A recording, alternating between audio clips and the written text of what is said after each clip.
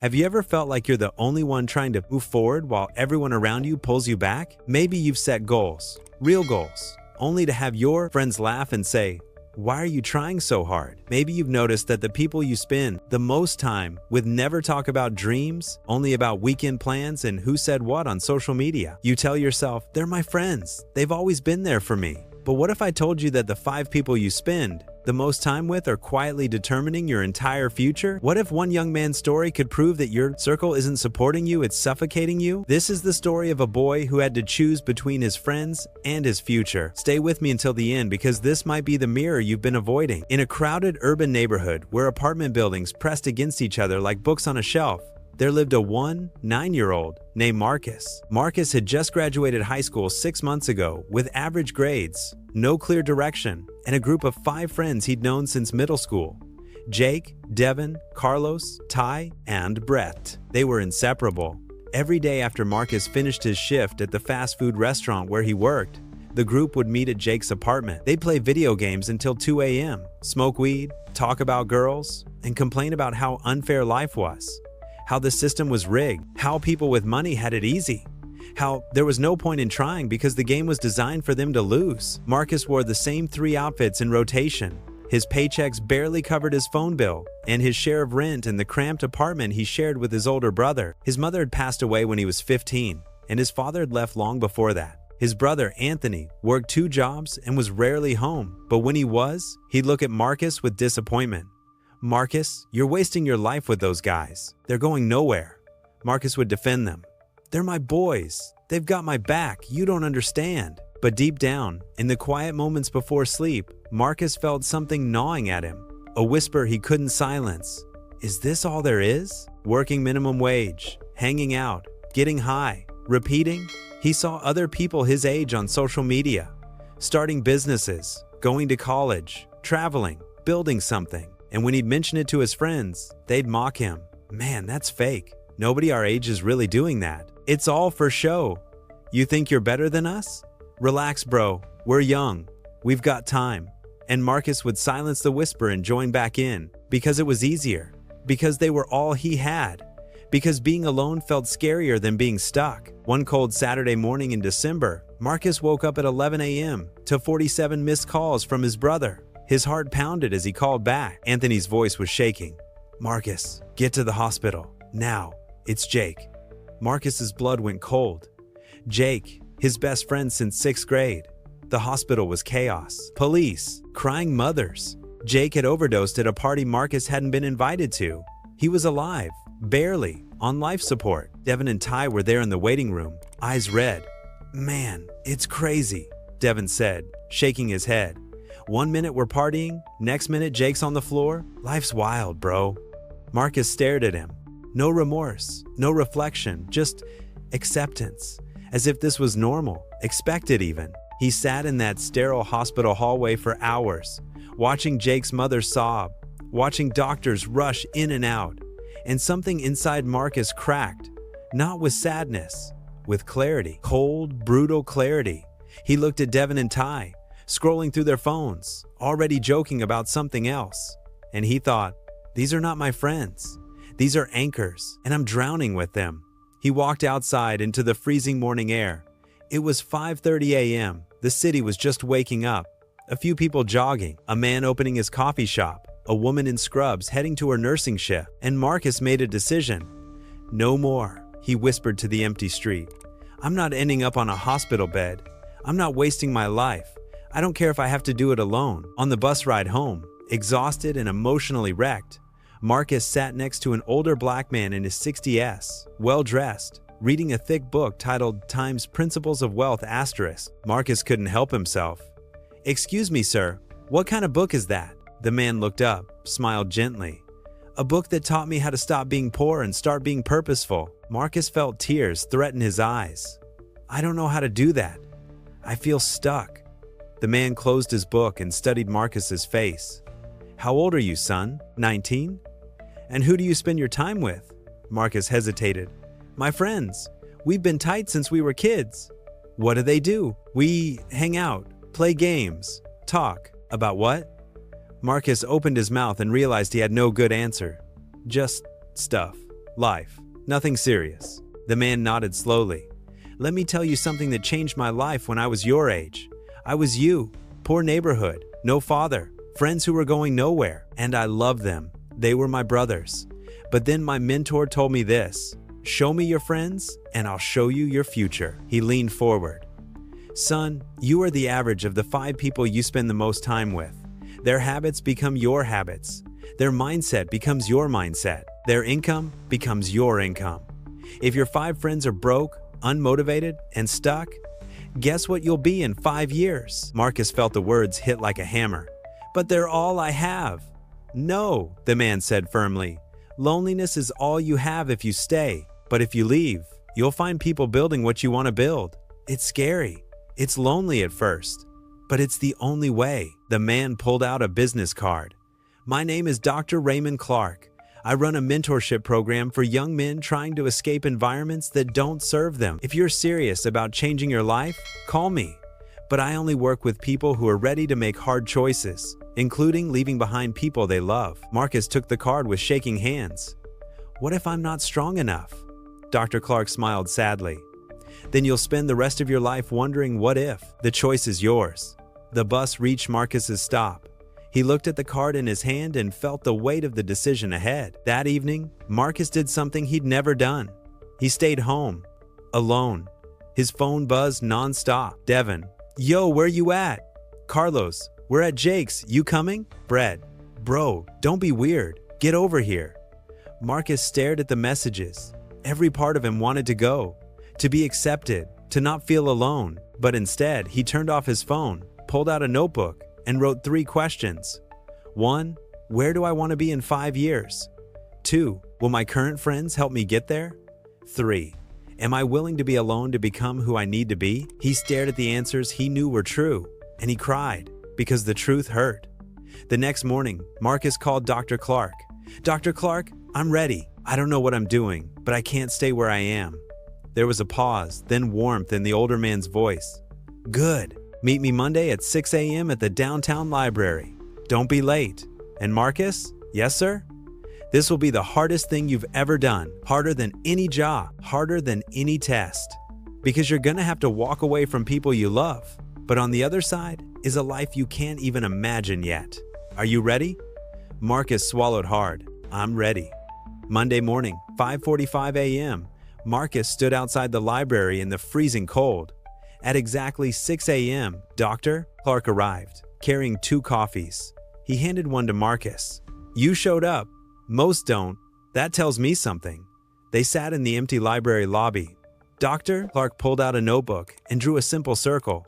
Marcus, imagine your life as a garden. Right now, your garden is full of weeds. Beautiful weeds. Weeds you've known for years. Weeds that make you comfortable. But they're choking every seed of potential you try to plant. He drew 5 small circles around the big one. These are your 5 closest relationships. They determine everything. How you think, what you believe is possible, how you spend your time, what you tolerate. If these 5 are stuck, you'll be stuck. If these 5 are growing, you'll grow. Marcus stared at the diagram. So, I have to leave my friends? Not forever, maybe. But yes, you need distance. You need to fill your circle with people who are where you want to be, not where you are, Dr. Clark continued. Here's the system I'm going to teach you. It's not complicated, but it requires discipline that most people don't have. He wrote 3 principles. Asterisk. Principle 1. Audit your circle. Asterisk. Every person in your life is either adding value or extracting it. Make a list of your 5 closest people. Ask, do they encourage my growth? Do they challenge me to be better? Do they celebrate my wins or minimize them? Be honest. Asterisk. Principle 2. Create distance. Asterisk. You don't need a dramatic fight. You don't need explanations. You just start saying no. No to the 2 a.m. hangouts. No to the meaningless circles. You replace that time with people and activities that build your future. It will feel lonely. That's the price. Asterisk. Principle 3. Build a new circle. Asterisk. You need to actively seek 5 new people. Mentors, peers who are ahead of you, communities aligned with your goals. Join a gym. Take a free online course. Go to networking events. Find people building what you want to build. Dr. Clark looked at Marcus seriously. I'm giving you 90 days. 90 days of following this system. After that, come back and show me the evidence of your new circle. If you've done the work, I'll connect you to opportunities. If you've slipped back, don't bother calling. Marcus felt the weight, but also, for the first time in years, he felt purpose. I'll do it. I won't quit. We'll see, Doctor, Clark said with a knowing smile. Everyone says that. The first week was agony. Marcus's phone blew up. Bro, why are you ghosting us? You think you're too good now? Fake-ass friend. Every message felt like a knife. He wanted to explain, to defend himself, but Dr. Clark had warned him.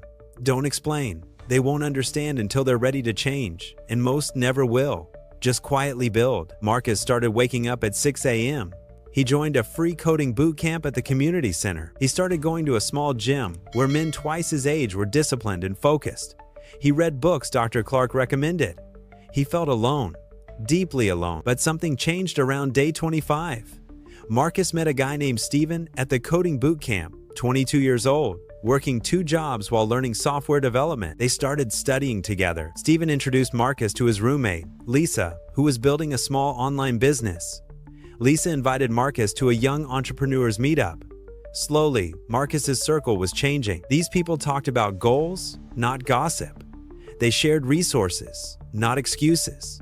They celebrated each other's progress. By the end of month 2, Marcus had completed 3 coding modules. He'd lost 15 pounds from consistent gym visits. His mind felt sharper. His confidence grew. His old friends noticed. Carlos saw him at a grocery store. Yo, Marcus? What's good? You disappeared, man. Marcus kept it simple. Just been working on some stuff, bro. How's everyone? Same old, you should come through. We miss you. Marcus felt a pang of guilt, but then he remembered Jake in the hospital, remembered the aimless nights, remembered who he was becoming now versus who he was then. I'll hit you up, he said, knowing he wouldn't. In the 3rd month, Marcus applied what he learned. He built a simple website for a local barbershop using his new coding skills. The owner paid him $300. It wasn't much, but it was proof. Proof that he could create value. Proof that his new circle was leading somewhere his old one never could. On day 89 of Marcus's journey, Dr. Clark called him. Marcus, tomorrow is day 90. Come to my office at 10 a.m. Bring evidence of your transformation. Marcus arrived with a folder, certificates from his coding boot camp, screenshots of his website project, a journal documenting his daily routine, and contact information for his 5 new closest connections. Steven, Lisa, his gym trainer Mike, a mentor from the entrepreneurs group named Patricia, and Dr. Clark himself. Dr. Clark reviewed everything in silence. Then he looked up, pride in his eyes. Marcus, 90% of young men I give this challenge to fail. They go back to comfort. You didn't.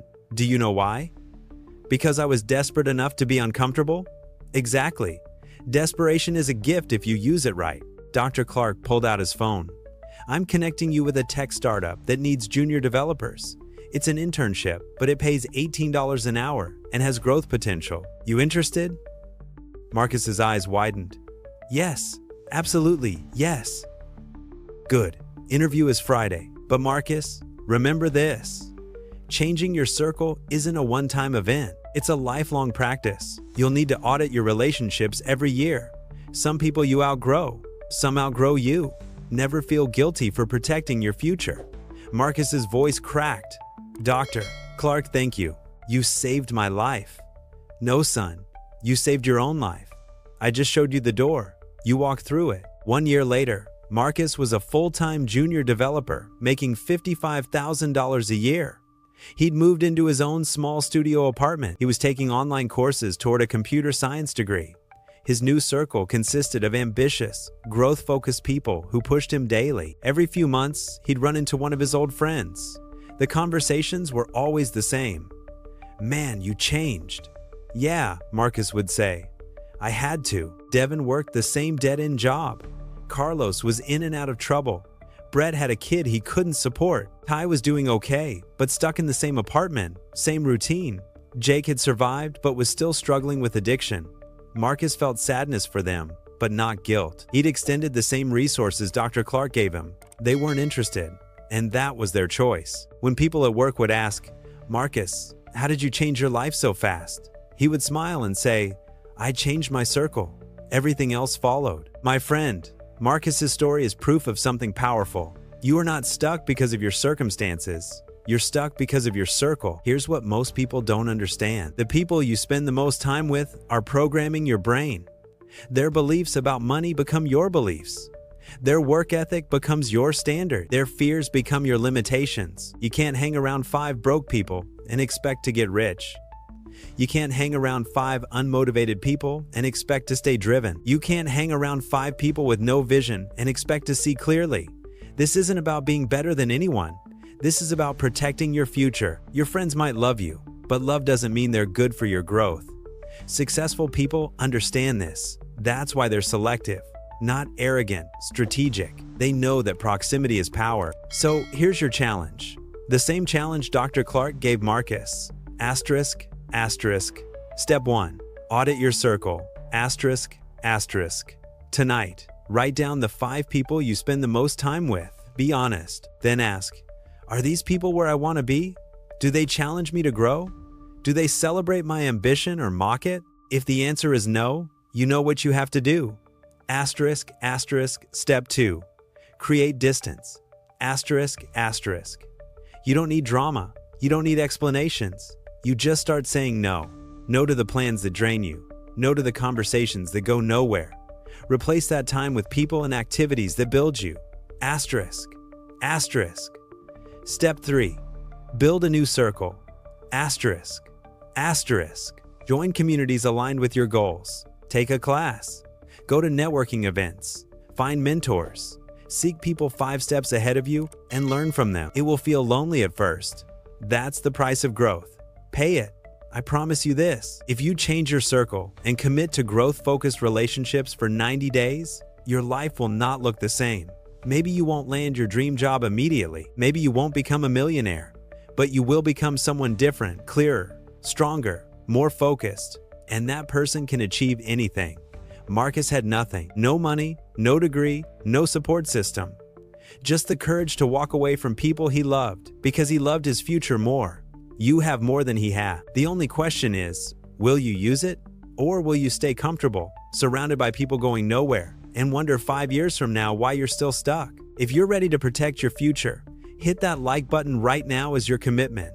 Then drop a comment telling me, who in my circle needs to go? Let's hold each other accountable. I'll be checking the comments. Share this video with someone who's stuck in the wrong circle. Maybe this is the wake-up call they need. And subscribe to this channel, because every week I bring you stories of people who transformed their lives and the exact strategies they used. Remember Marcus's words. I changed my circle. Everything else followed. Your future is waiting. But first, you need to make space for it. And that means letting go of people holding you back. Are you ready? The choice is yours. Choose wisely. Your future depends on it.